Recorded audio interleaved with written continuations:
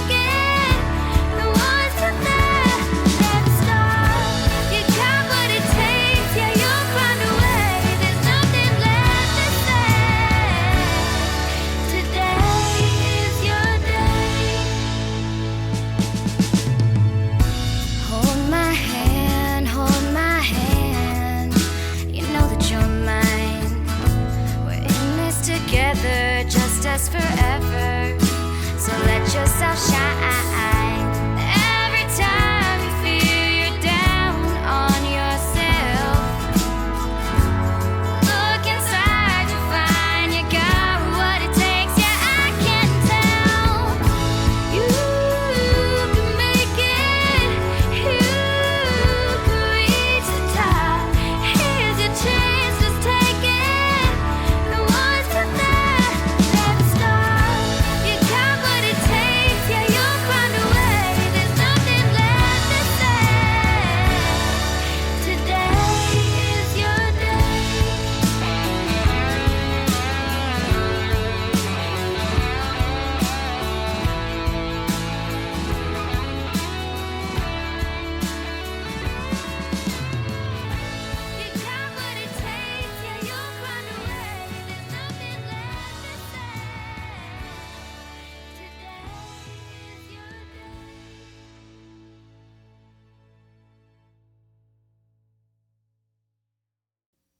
Today is your day on today's Autistic Moment, a podcast for autistic adults by an autistic adult, where autistic adults get to be yourselves in a space that is safe and made especially for you.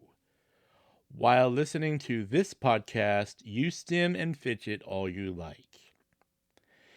This first segment of today's Autistic Moment is sponsored by the Autism Society of Minnesota, known as AWESOME throughout Minnesota's autism community. As Minnesota's first autism resource for more than 50 years, AWESOME serves the whole state, the whole spectrum, for the whole life. Visit AWESOME at ausm.org. Please visit todaysautisticmoment.com, where you can listen to the podcast, get transcripts, program updates, and read the guest bios pages. You can also visit the Adult Autism Resources links page.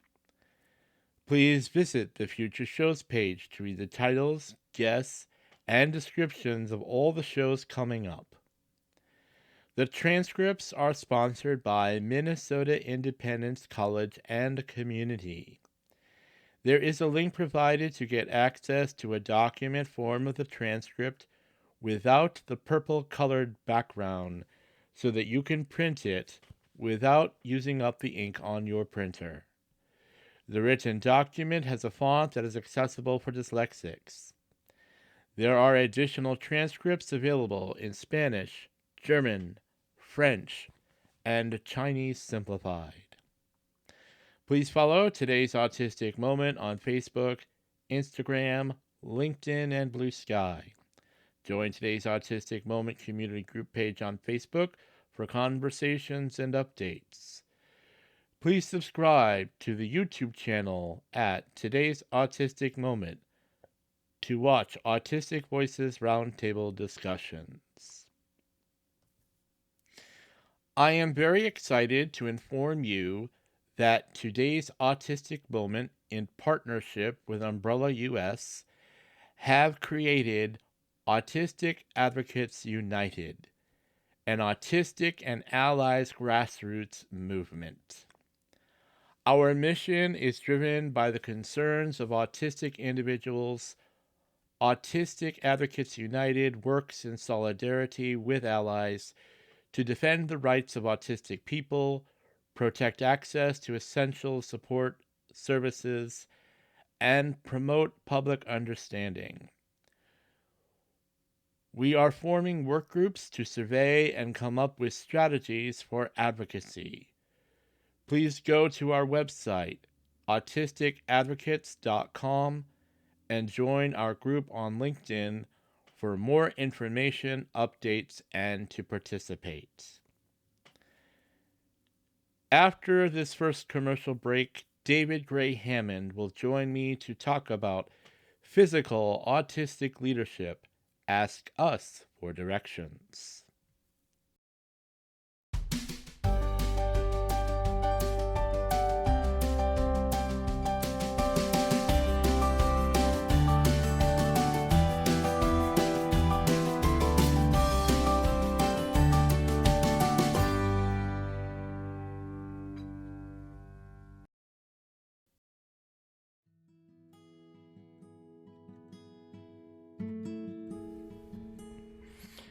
Today's Autistic Moment can be downloaded and heard on most podcast apps, including Apple, Google Play, Breaker, Castbox, Overcast, iHeartRadio, Pocket Casts, Radio Public, Spotify, TuneIn, Pandora, Amazon Music, Audible, Podcast Addict, Podcast Chaser.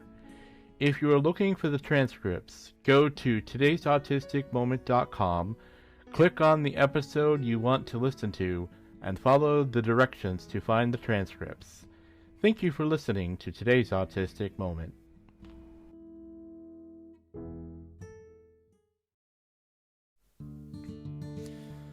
Today's episode is brought to you by Matthew, the #ActuallyAutistic coach. If you're an autistic adult seeking support, or a friend, family member looking to better understand and assist autistic adults, Matthew is your go-to resource. As a seasoned teacher, consultant, and mentor, Matthew is dedicated to empowering the autistic community. He offers free support groups for autistic adults, educational workshops, and online meditation circles for mindfulness. For organizations, Matthew provides specialized training sessions on inclusivity.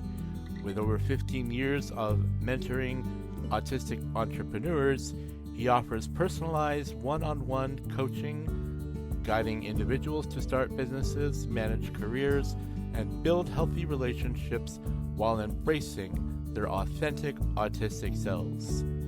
Matthew believes in thriving, not just surviving. Visit theautisticcoach.com today for a more empowered future. Hello, autism community. My name is Lisa Morgan. I'm an autistic adult too, and I know firsthand what it feels like to be unintentionally harmed by well-meaning professionals when reaching out for help. My passion is to help autistic people find and use their own unique strengths to help themselves. Are you rule-based, a literal thinker, have a focused interest? Let's figure out together how to use the strengths of autism to find solutions. I offer life coaching for autistic adults and individualized workshops for professionals. To find out more, go to autismcrisissupport.com.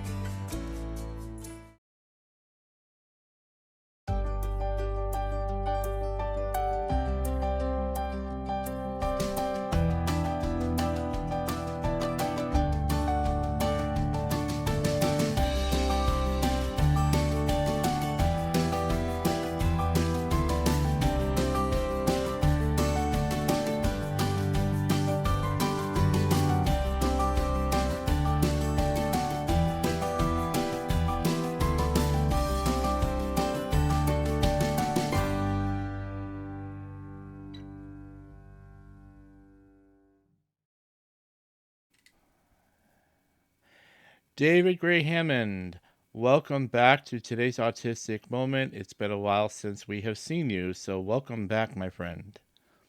Thank you. Thank you. Yeah. I've invited you here because I have been watching your posts on various social media networks, and you have been doing a lot of advocacy, informing regarding medical care and interoception with Kelly Mahler. And my focus for this year is navigating the future of multidimensional autistic leadership. And one of those multidimensions of autistics is that we are physical. And it seems to be one of the most misunderstood, miscovered. It isn't even covered like it really should be. And I'm sure you've had the experience, I've had the experience, and many of us autistics have had the experience where we have worked with medical professionals who question whether or not we know our own bodies, our own brains, our own anything. And so I want us to spend this time together demystifying that sort of thing and, about the misinformation regarding this.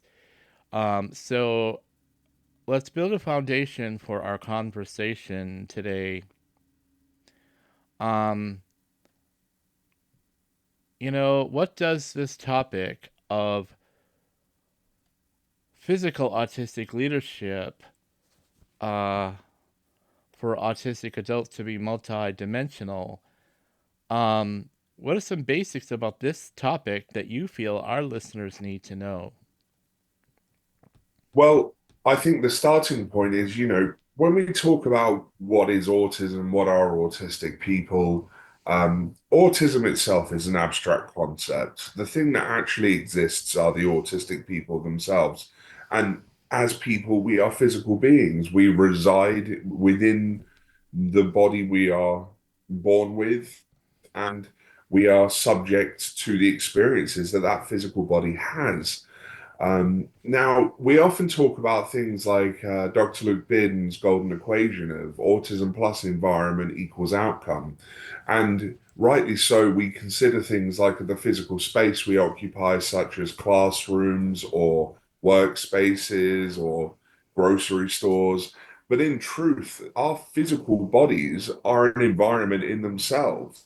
But the difference is we can't escape that environment. So it's important that we take note of our physical being and meet the needs of that physical self, because that is the one environment we have to reside in for our entire lives. And if that environment is hostile, Mm. then our well-being is going to decrease. Yeah, and when it comes to our physical being, I feel like the one thing that uh,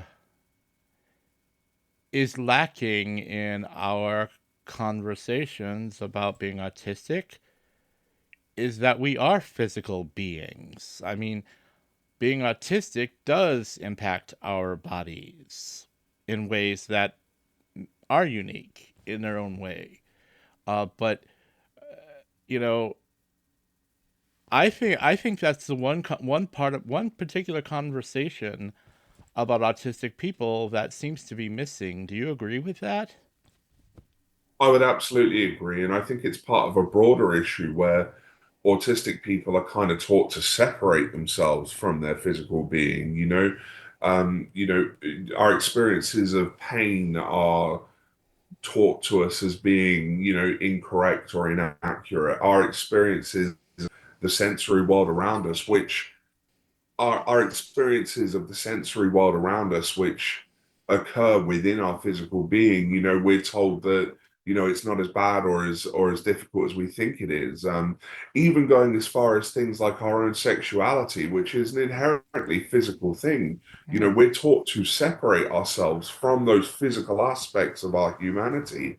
And so I think for a lot of us, we are experiencing a great deal of almost dissociation from the physical environment we occupy, which is our bodies. right, right. Yeah. Well, I talked at length with some others in the past, and I'll just bring this to you. Uh, I have had to become my own advocate when it comes to working with medical professionals, that being doctors or, for me, diabetes educators and so on and so forth, because the medical establishment does just not, there's no actual education in medical schools about how autism will have a unique impact upon the body. And um, one of the funniest things that, to me, it's funny, I have to laugh at it, otherwise it'll be too serious. But um, I have had to go to a few neurologists who are supposed to be medical experts about the brain. Yet, the one thing that those neurologists don't seem to be able to uh, uh, comprehend or conceive, take whichever word you want, that the autistic brain is going to impact the body uniquely. And I can't tell you how many neurologists I've been to who don't understand that connection. I find that just like somebody, you know, somebody missed the boat somewhere. So give me your thoughts on that. I have an interesting anecdote here because this is something I've been through myself in recent months, which is that, you know, I was experiencing a great deal of fatigue and I was just exhausted all the time and my health was deteriorating. And, doctors saw that I was autistic and they went, oh, it's your co-occurring mental health issues. And, even though I'm fairly well respected in the autistic community, people might be surprised to know that I jumped straight to, I'm experiencing autistic burnout. And anyway, eventually, I had some blood tests done, and it turned out that not only was my liver struggling as a result of issues I'd had with drugs and alcohol in the past, I was also type 2 diabetic. Mm, Um, and so what I thought was autistic burnout and doctors thought was mental health issues was actually a physical health problem. But what I've discovered, particularly with the being diabetic, is that um, my experience as an autistic person affects my blood sugars. yes, it You know, does. so if I'm more burnt out, I'm more likely to struggle to regulate my blood sugars, even with medication. Mm-hmm. Yep. I've noticed that if I'm under a great deal of stress, I will experience hypoglycemia very frequently. I mean, Mm-hmm. very low blood sugars. And strangely enough, because of the way my body interprets those internal signals, my interoception, I don't always notice that my blood sugar is getting low or high. And it's got to the point where I'm having to pay for a continuous glucose monitor Mm. that continuously monitors my blood sugar because particularly when I'm under undue stress or in environments that don't accommodate my sensory needs and Hmm. access needs, regulating my blood sugar becomes incredibly difficult. I know exactly what you mean. I am a type 2 diabetic myself. I've recently started wearing, you know, the sensor to monitor my own blood sugar. And so I know exactly what you're talking about. And yes, and I love how you brought in the matter of interoception. And I can tell you that in the last 4 or 5 years, I have worked with two uh, what we call diabetes educators. These are nutritionists who have had the additional training to educate people about diabetes. And I have done my fair share of advocating about interoception because interoception also affects um, how our brain communicates with the body, body communicates with the body, body communicates with the brain about when we're hungry versus when we're thirsty versus when we're full, those sorts of things. And it also can impact um, our brain getting the message from the body that, um, like how much food we may take in versus when we're full and those sorts of things. I have had to explain to diabetes educators what interoception is. And again, most of the, I'm sorry, all of the diabetes educators I have interacted with were never told about interoception. And so, this is where I continue to say that we could actually have them read all the books and get all the information we might want them to have, but there's still no substitute to hear it directly from us. And so, um, like I say, Kelly Mahler, by the way, if you don't know who she is, everybody, Kelly Mahler, that's Mahler, I believe. But she's done extensive research and workshops about interoception. She's absolutely brilliant on that matter. And she's brought the matter of interoception really to the forefront of her work to help autistics and others who advocate for us to get an understanding of what that is. Um, do you have anything to add to that, David? Yeah, I think, that there's a significant issue at play here, which is that I mean it affects everyone, but I think it's particularly pertinent for autistic people, The way healthcare is set up at the moment, particularly in sort of Western cultures, everything is separated into specialisms. It's all siloed off into separate Yep. areas.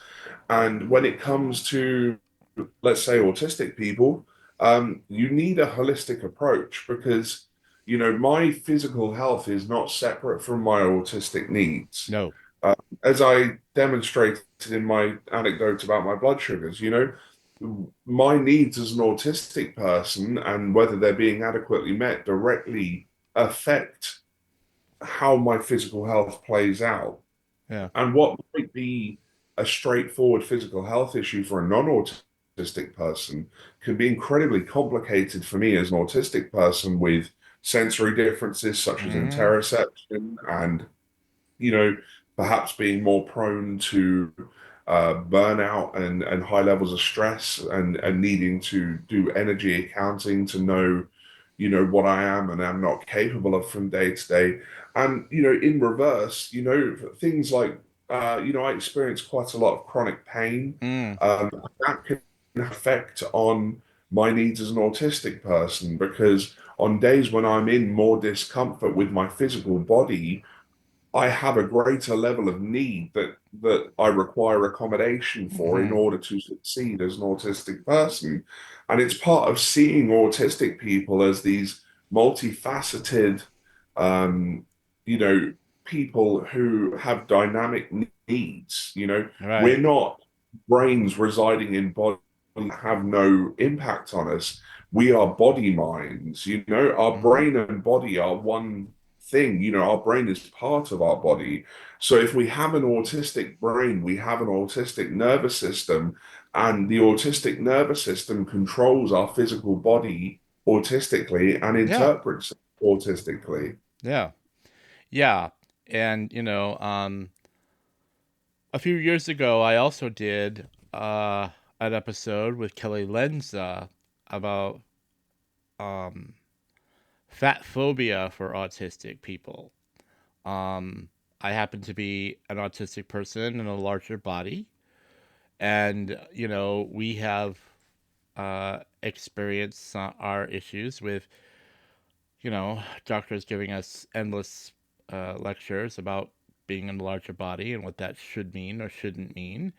And we definitely go through a lot of that kind of thing, uh, and um, let's also talk about the fact that for a lot of us, those of us who are diabetic, for example, we're told to eat certain foods or not eat various foods for various purposes, but because of our uh, maybe food texture sensitivities, the things we can eat, the things we can't eat, um, those are also going to be different. Uh, and that too is part of our physical being, eating, and even exercising. I share with you that I live with some chronic pain myself. When my body is in pain, certain exercises are going to be more challenging. And so we have to find our own unique ways of exercising or moving. Um, you know, and our experience with pain has a lot to do with our proprioception. And this is where we also talk about hyposensitivity versus hypersensitivity, which has to do with how we experience pain. So, um, let me interject here by telling you. Many of you have heard me say this before. Um, Back in 2018, I had a moment where I was in so much pain it was literally barely able to walk from my living room into my kitchen without being in severe, severe pain. And the thing is before November 2018, I was uncomfortable, but I didn't wasn't in a whole lot of pain. Then in November 2018, I was in horrific pain, and it was later discovered that I was in that pain because I had a lumbar disc protrusion that was causing the pain. But I remember asking my therapist at the time, my psychotherapist, I said, "Why is this happening to me?" And he he's very knowledgeable about autistic and autism, but the point is that he explained to me what had happened is that up to the point where I started really feeling it, that my body was actually hyposensitive to that pain. And then when I became more than aware, his reply was that the neurological receptors that talk to the brain was more intense, which therefore that pain was more intense. And that's why I was experiencing the pain so drastically. So I had to really change a lot of my life, and I still use the wheelchair sometimes. Like if I'm out and I have to go longer distances because my back pain will really make it very difficult for me to get around. So have you had any experiences of that kind, David? I have actually. I have issues with discs in my lumbar spine, and I can think of one particular occasion a year or two ago where I was in so much pain I could barely move. But Right. what was interesting for me was that, doctors didn't really listen to how much pain I was in because I can be in absolute agony and sat here talking to you like this. Mm. Um, and it's not because I'm not feeling the pain. It's more that it's almost like we talk about autistic people sometimes having auditory processing differences, where we can hear the words, but our brain's not processing what it means. Yeah. I get a similar thing with pain. I get like the interoceptive feelings and proprioceptive feelings of pain, and I know I'm in discomfort, but it's like my brain doesn't translate those feelings into something that doctors recognize as a person in severe pain. And, you know, I find it interesting because I think one of the challenges I have is I'm probably in pain a lot more often than I realize, but Mm-hmm. because of my monotropic attention style, where I tend to give this deep level of attention to a restricted number of things, often those things drown out the pain. And then it's when the pain becomes the focus, when my attention shifts towards the pain, that's when I notice how much pain I'm in. And this seems really inconsistent to doctors, and they struggle to understand it because, so much of the way they're trained is based on non-autistic presentations, and they don't Yep. understand the way our attention works or the way our sensory experience works. And I myself am a quite large man as well, so even if they do listen to me, very often I'm told it's because I need to lose weight and no further action is taken. But also, I think, I tend to perhaps not show pain as much because of the number of times I've been invalidated by healthcare professionals. Mm-hmm. I've kind of internalized this idea that actually I can't be in as much pain as I think I am, and there's probably people who are in much worse pain. Because if I was in worse pain, I would look like this because I know this because doctors have told me this. And Yes. it can be very difficult to dismantle that internalized ableism that the healthcare system has instilled into me. After this next commercial break, David and I will talk about how important it is for autistics to engage ourselves in support of our intersectional communities and their bodily autonomy. And we are all interconnected in helping each other advocate for our physical autistic leadership.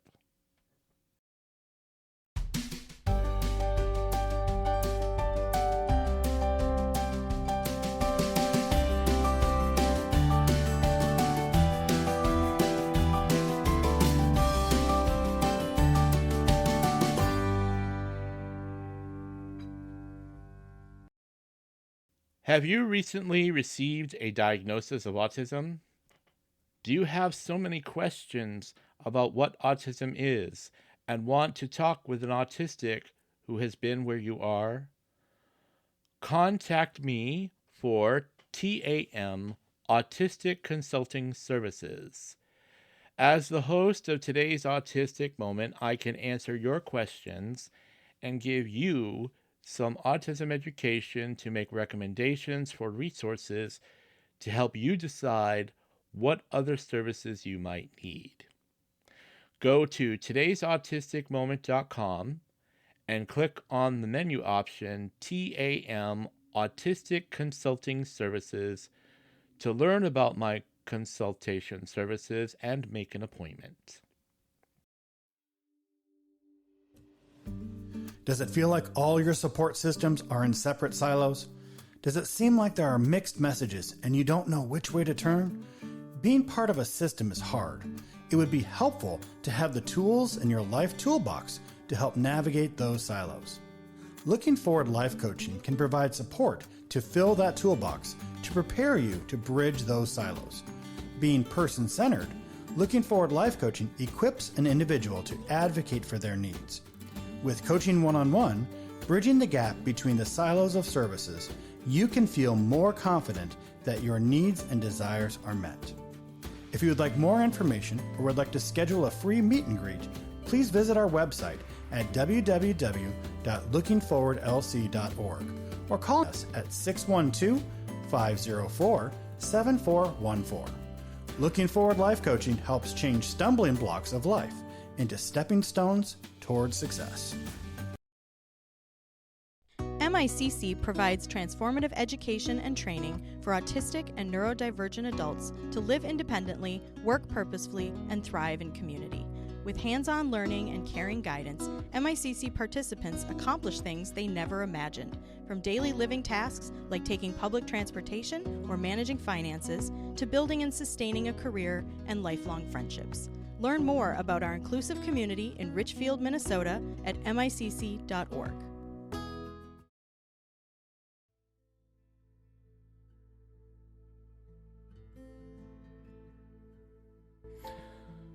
Support for today's Autistic Moment comes from Best Care Home Care Agency. Best Care offers PCA services, and your friend or family member could be your paid PCA. Best Care also offers homemaking, FMS services, and 2, 4, 5D services throughout the Metro and Greater Minnesota. Visit their website, bestcaremn.com, to learn more about their services.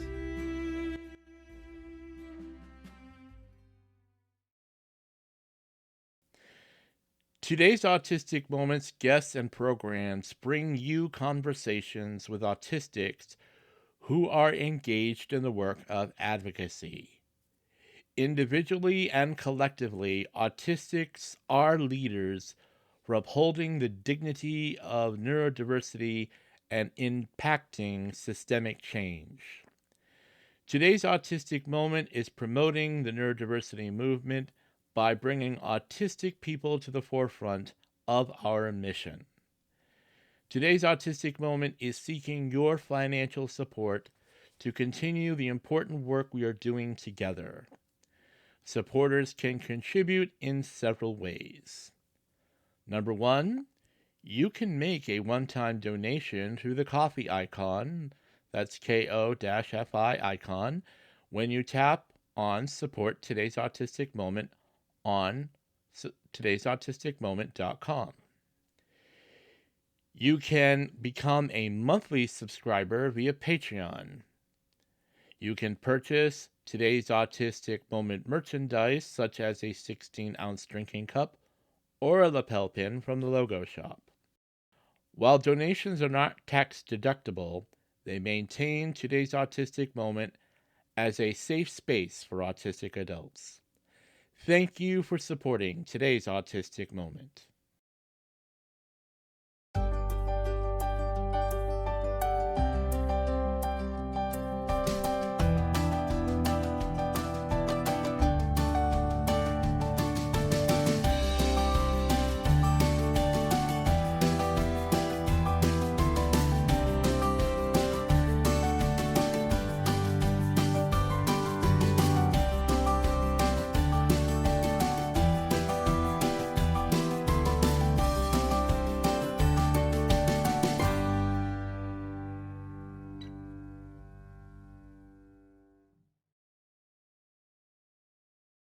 You know, I went to a doctor once myself, and I had told this doctor about my experience with pain as an autistic person and versus hyposensitivity and hypersensitivity, and this person looked at me with, how in the world would you know something like that?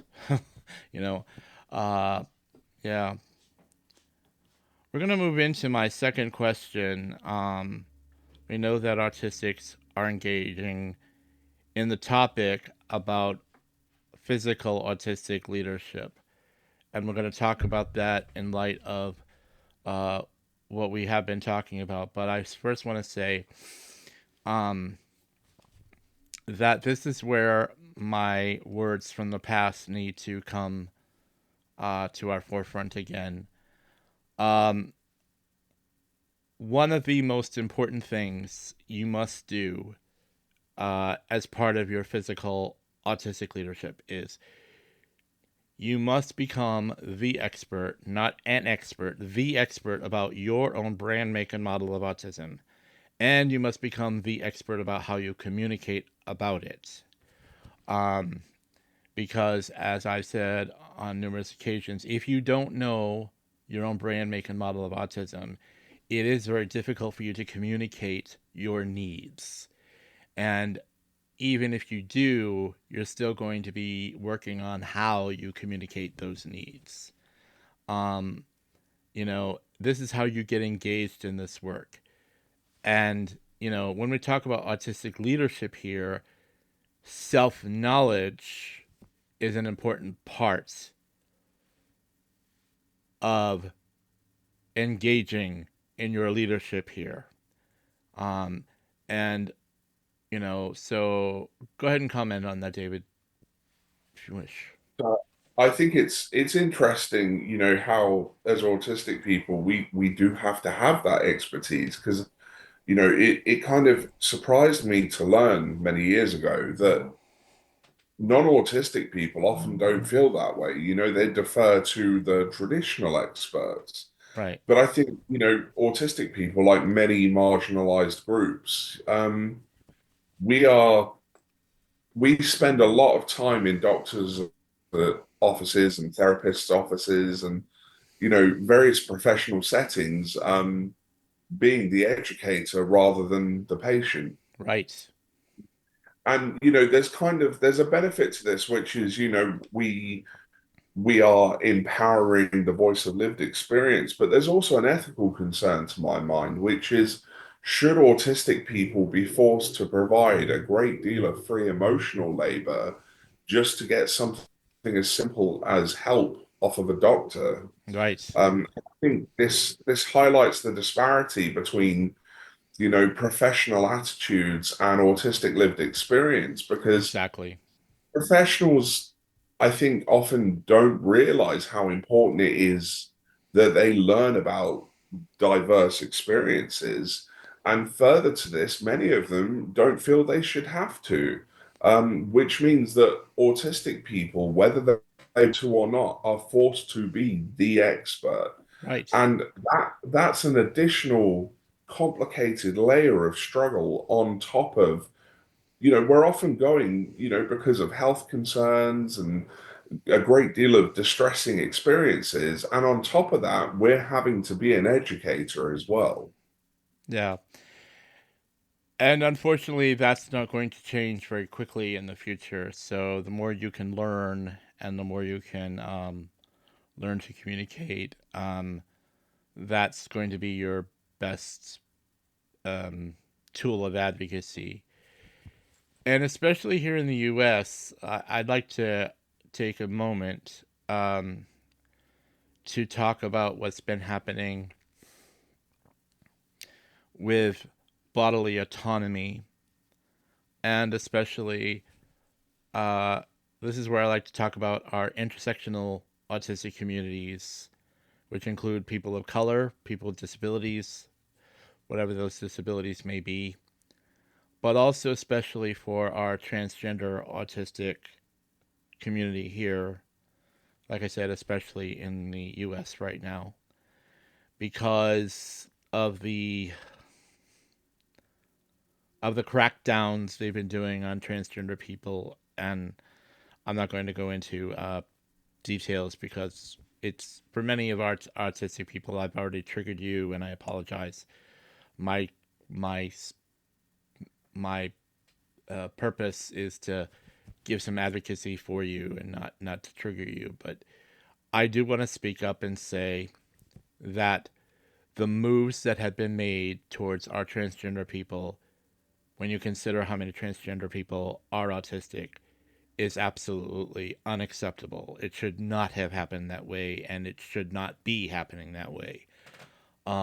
And it goes back to, um, you know, a few years ago when a lot of the states were passing these very restrictive laws prohibiting gender affirming care for our transgender autistic youth. A lot of those bills actually wrote in them that gender dysphoria is common among people with autism spectrum disorder. Uh, and I do fear that the reason JFK is doing some look into the cause of a quote unquote autism epidemic, which is really ridiculous, is because they know that the LGBTQ community is intersecting with the autistic community. I really do think that's part of the problem. But I think the you've raised an interesting issue there, though, because we're having similar problems here in the UK.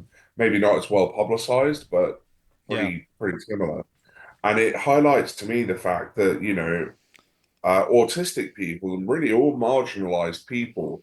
But as autistic people, our bodily autonomy kind of goes out the window. right, So no longer is our body ours. It's not our environment. It becomes a site of political debate and ideological struggle. absolutely, Um, and rather than having the freedom to use our bodies as we wish, within the purposes of doing no harm, um, instead we become a mascot for whatever side of the ideological debate is arguing. And I think, this is why taking leadership of your physical self is important, because I believe people have a right to decide if their body be used as a part of a political debate. Because I think people forget that, what to them is, a number on a spreadsheet or a person walking through a door. We're human beings with human lives, and they intersect in many ways.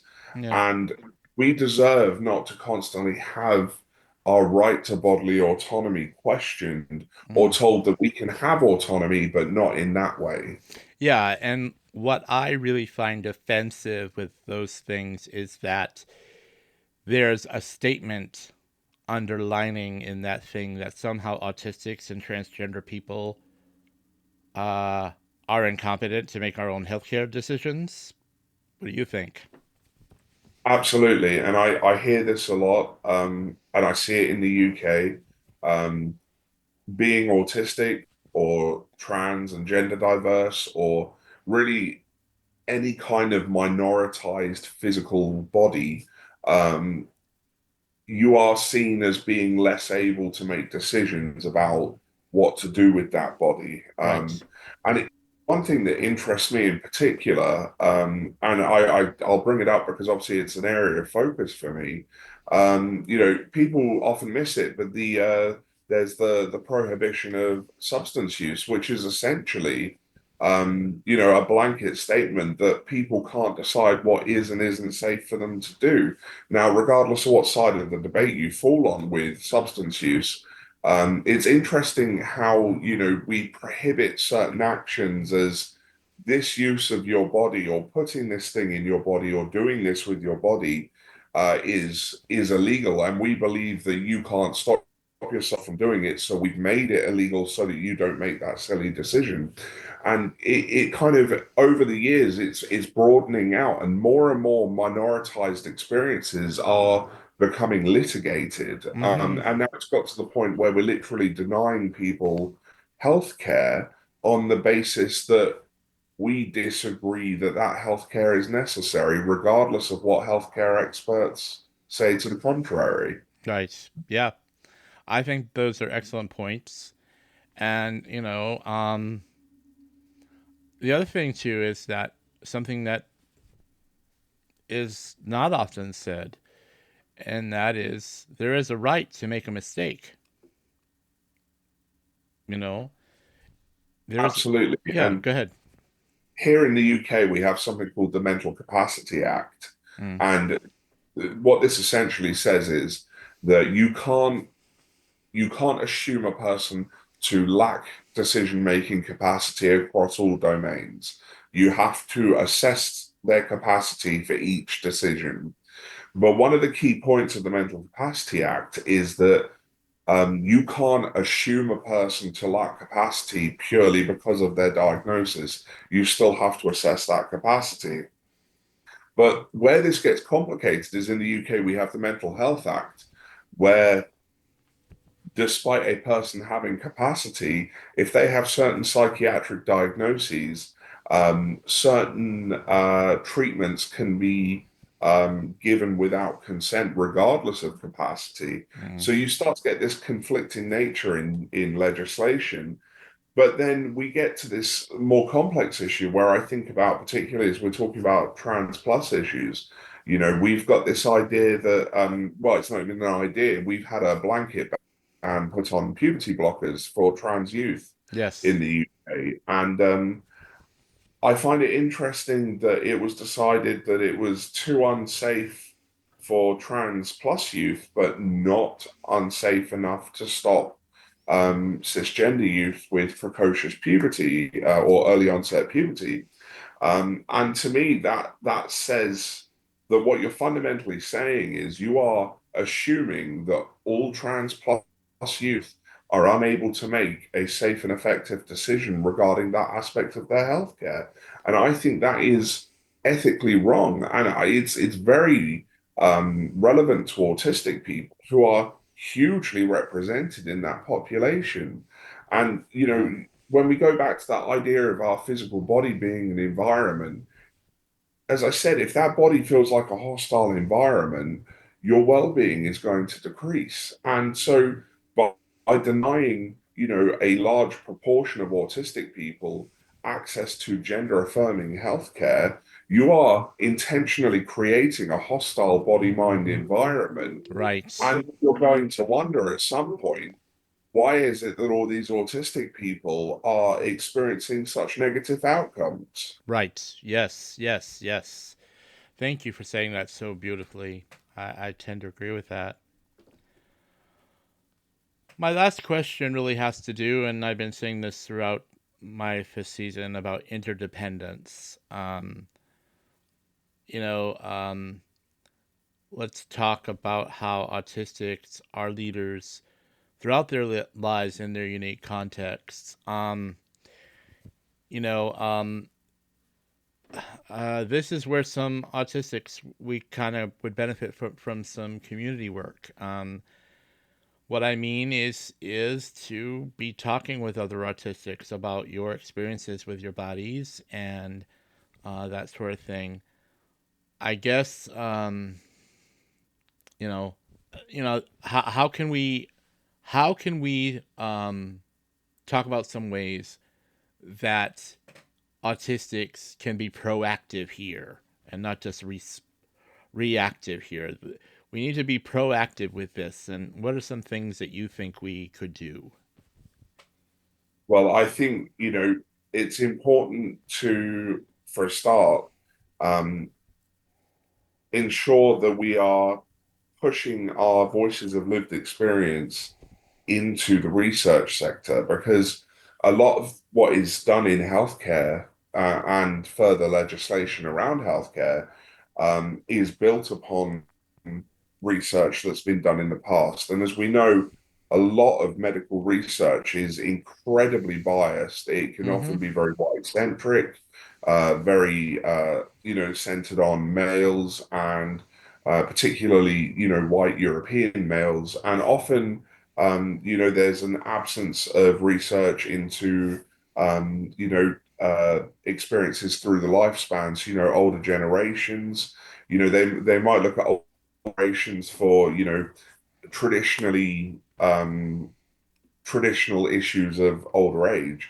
But, Mm-hmm. being autistic and the physical experiences we have, that happens throughout our entire lifespan. So we need autistic people of all backgrounds, all ages, all ethnicities, all gender identities, every intersection we need to empower each other to get our voices to the forefront to say that actually there is a huge swathe of human beings that have experiences that you're not accounting for.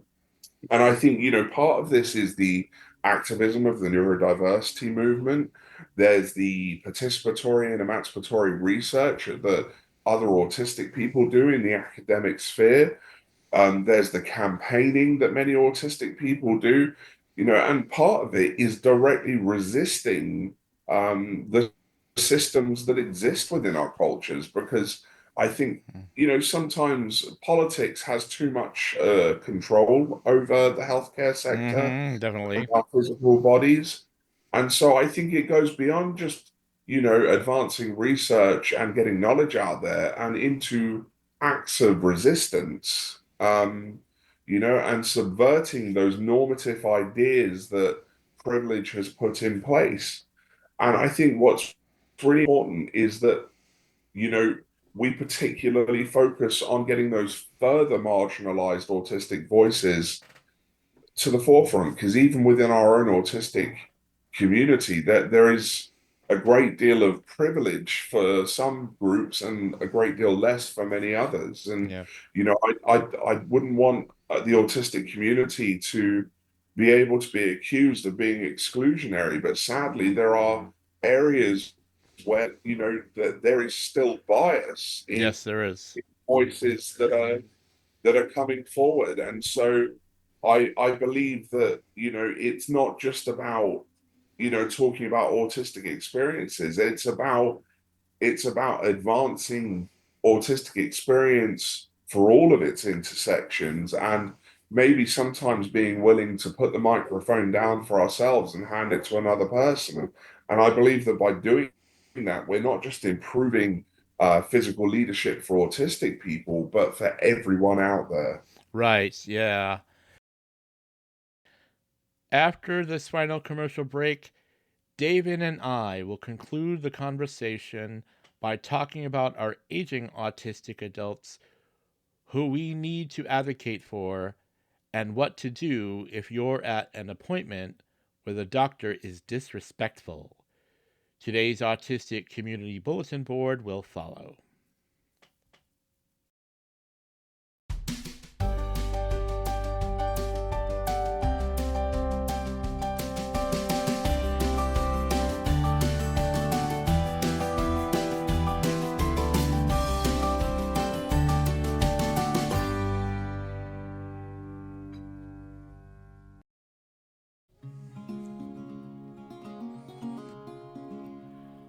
Autistic adults aren't getting the support we need. It affects our health, our income, financial stability, and our ability to live independently. ITI Assistive Technologies is changing that. This autistic-led team has created Decide, with tools built for neurodivergent minds. One lets users quickly pick from custom lists based on their energy level.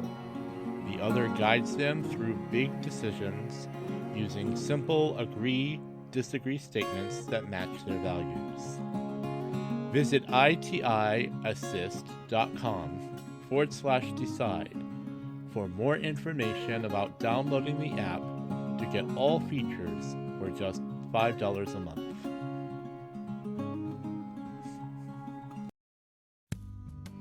LGBTQIA plus Pride Month will be observed on today's Autistic Moment.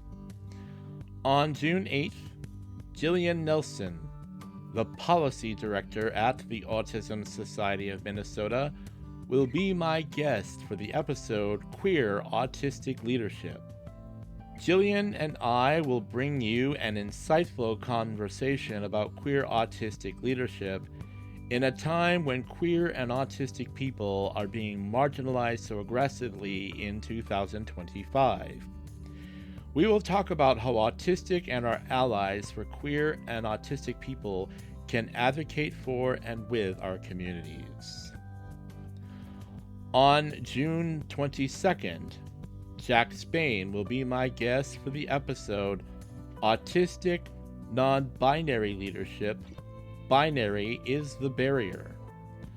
Autistic leadership is about mutual support and empowerment. Jack Spain is an autistic non-binary thought leader and a peer support worker. Jax will talk about how autistic non-binary people are an important part of the cultural shift away from systemic oppression. Carol Jean Whittington and I are going to co-host the Summer of Self-Care series. Look for updates coming soon on the Future Shows page on todaysautisticmoment.com.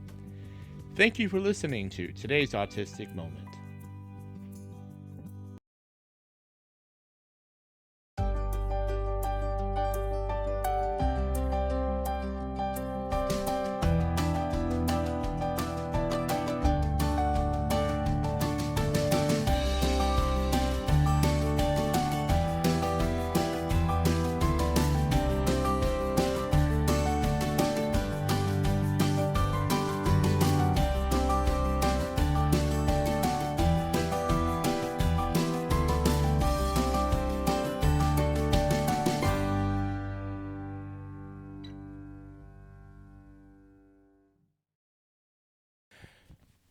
Now, David touched on something that we have many issues that we need to confront. We do have some systemic racism. We all have other problems that need addressing within our autistic communities, and that sort of thing. But there is also one other issue within the autistic community that we need to name. It's the matter, excuse me, of ageism.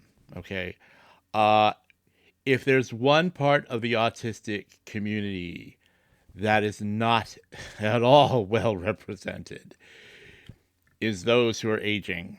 I invite everybody to go back to 2021 to my fourth show of today's Autistic Moment. And I said, Aging Autistics, what we needed yesterday. Uh, Dr. Teresa Regan is a certified autism expert, works in the St. Francis Medical Center in Illinois.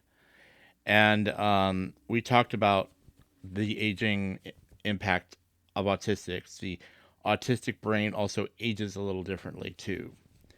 And one matter that Dr. Regan brought up is how many times she has been called to a neurology appointment because a patient was diagnosed with dementia, because the neurologist who diagnosed that individual saw some executive dysfunction, saw various things going on, and so they diagnosed them with dementia and had been prescribing drugs, but they weren't seeing the uh, physical effects of dementia. So Dr. Teresa Regan often goes to where they are and re-examines the patient and does a an evaluation of their own, and lo and behold, that person does not have dementia. They are autistic. And then she has had to explain to the neurologist the difference, which they don't see.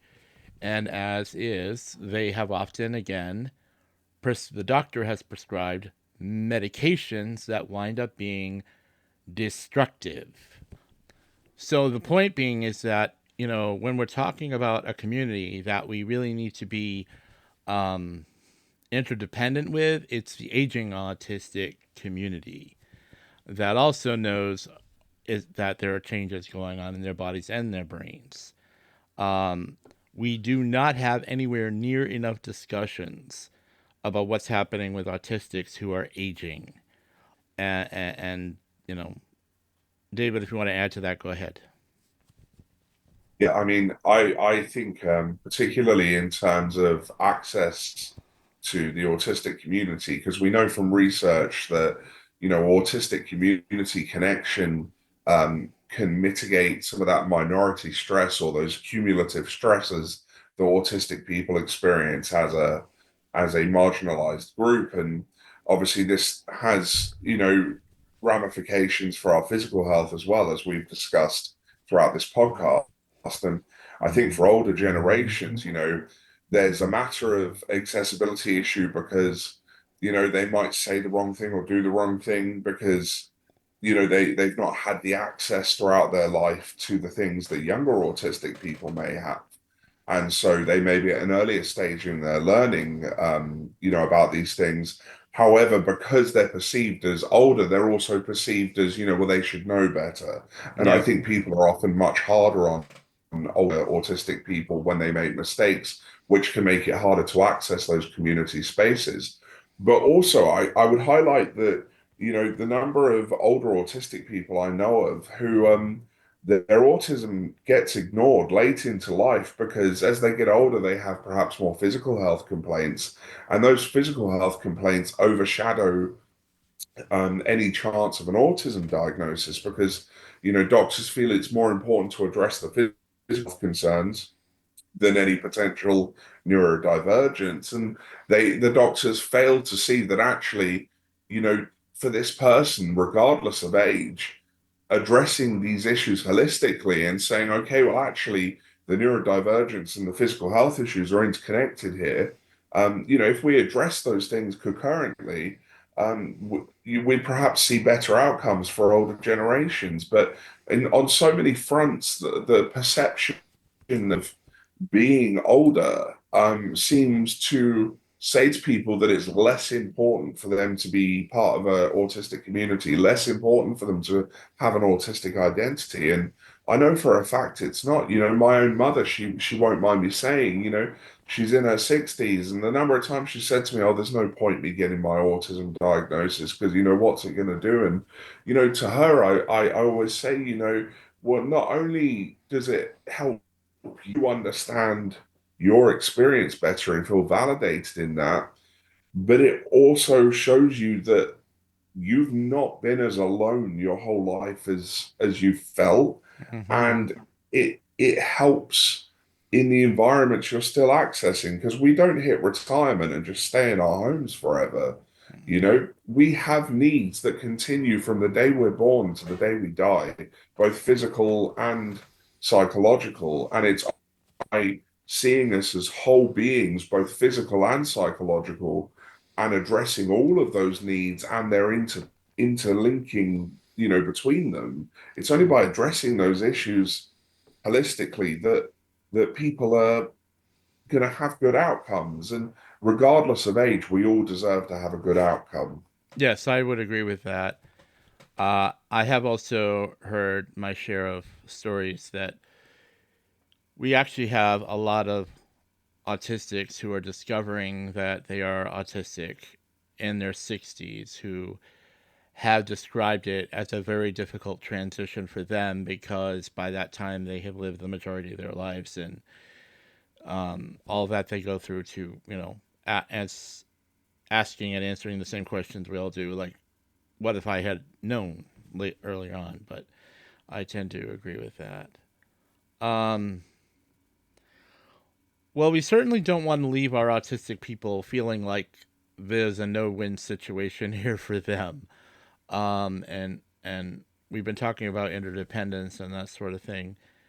Uh, Let me give some final thoughts, and then I'm going to let you do David too before we finish up here. Um, there are some things you can do to advocate for yourself in medical situations. One of them can be, and not all of these are going to work for everybody, and if that's the case, that's perfectly fine. One possibility is that you find a way to write or type out a list of the things that you are most concerned about. And that perhaps you do some kind of research, if there is any out there, but you can do some Google searches or searches about a particular matter and autism. For example, I went to my doctor a few years ago because I was having some trouble with insulin. And I learned that back in, I think it was 2012 or 13, that someone had done some research into the fact that a lot of autistics have issues with insulin resistance. Okay. So sometimes bringing something like that with you can help. No guarantees here. Also, some of the, sometimes you might write up a list of certain things. I did that with my doctor. These are things I would like you to know about my being autistic. If I happen to be experiencing sensory overload, perhaps, maybe can you move me to another room where I can kind of be quiet for a little while or do something like that.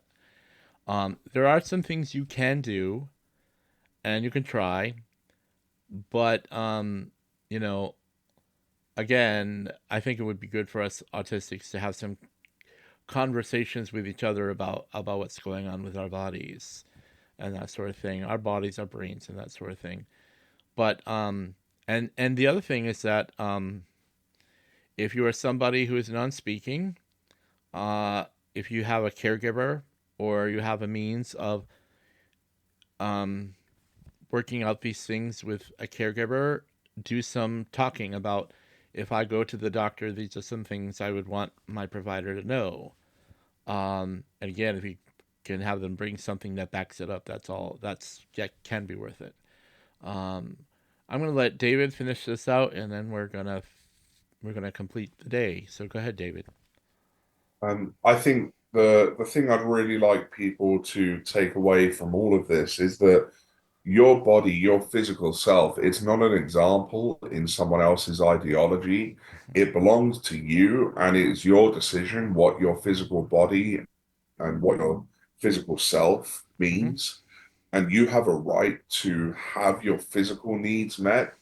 And it's okay to say that actually your whole body is autistic and all of your experiences as a physical being are autistic experiences. Mm-hmm. And so rather than seeing your body as the site of someone else's debate, perhaps it's best to reframe it as the site of your own resistance in Mm-hmm. a system that has failed to meet your needs, and use that bodily autonomy to self-advocate and fight hard so that perhaps the next person who comes after you doesn't have to fight quite as hard as you did.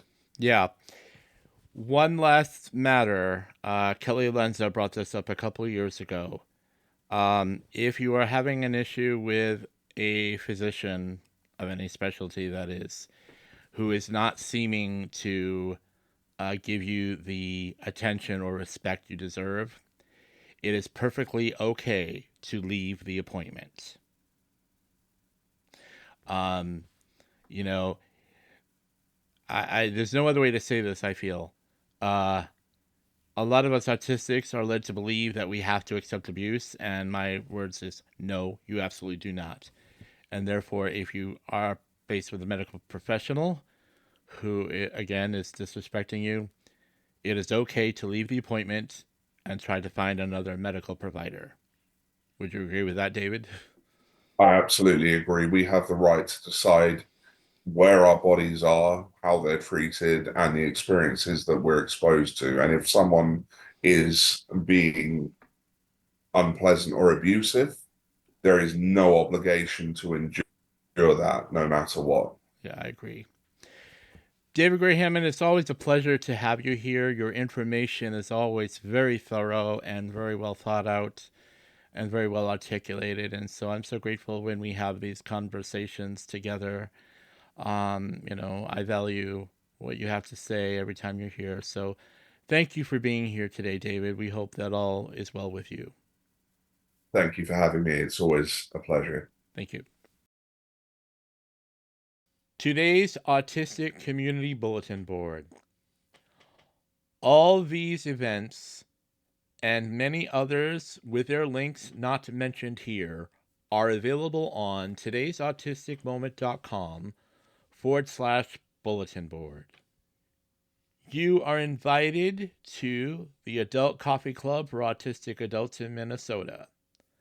They are held on the second Tuesday of every month, weather permitting, at Dogwood Coffee, located at 2700 University Avenue West, Suite 100 in St. Paul, Minnesota. The zip code for your GPS is 55114. The adult coffee clubs will begin at 4 p.m. to 6 p.m. on June 10th, July 8th, August 12th. Understanding Autism virtual classes are offered by the Autism Society of Minnesota. The next classes will be on June 9th from 6 to 7 p.m., July 14th from 10 to 11 a.m., August 11th from 12 to 1 p.m. Classes are free of charge, but you must register to attend.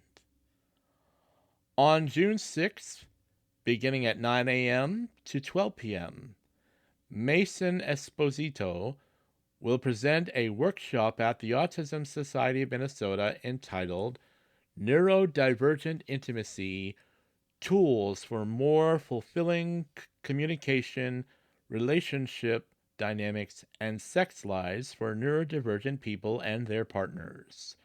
Registration is required to attend this workshop. The Summer Autism certification virtual class at the Autism Society of Minnesota will be on Friday, August 22nd, 29th, and September 5th, beginning at 9:30 a.m. to 12:30 p.m. The objectives are understanding autism spectrum disorder and how it can affect communications, relationships, and behavior. Each session is limited to 15 participants.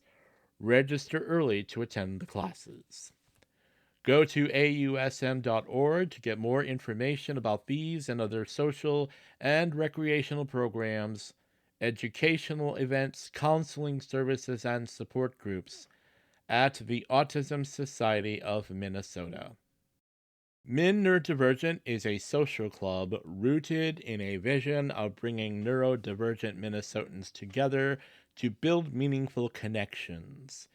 Its core principle is to foster an environment where all are treated with dignity and respect, regardless of ability or preferences.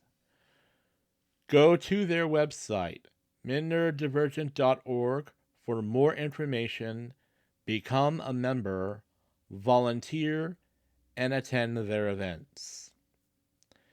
Today's Autistic Moment is here because of the generosity of supporters and sponsors. Please go to todaysautisticmoment.com and select Support Today's Autistic Moment to donate. If you have questions about today's Autistic Moment, please send an email to todaysautisticmoment@gmail.com.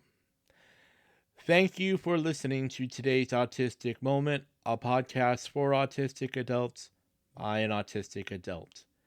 May you have an autistically amazing day. All of the guests meet with me on Zoom to record the interviews. The interview transcripts are provided by Otter. The podcast is prepared and edited on WavePad Masters Edition by NCH Software. The podcast is published by Spotify for Podcasters. The music that you hear is licensed to Today's Autistic Moment by PremiumBeat.com.